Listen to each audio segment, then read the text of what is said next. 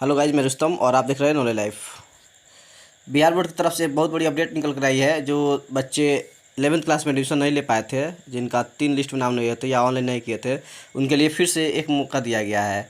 देख सकते हैं 25-27 में 11th में एडमिशन के लिए नामांकन के लिए रिक्त सीटों पर अब स्पॉट नामांकन सुविधा दी जा रही है।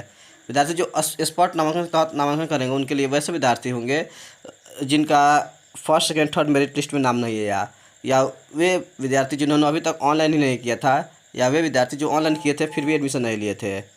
सबसे महत्वपूर्ण बात यह है कि ये 4/8/2025 से 5/8/2025 तक, ये सिर्फ कल तक ही डेट है।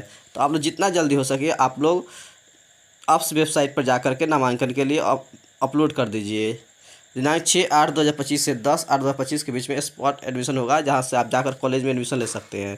11/8/2025 को कॉलेज वाले क्या करेंगे, ऑनलाइन कर देंगे, वेबसाइट पर अपडेट कर देंगे। अगर आप इसमें भी नहीं लेते हैं तो ये अंतिम मौका है, आप एडमिशन लीजिए और अपने दोस्तों को बताइए। मिलते हैं अगले वीडियो में, तब तक के लिए बाय बाय, टेक केयर।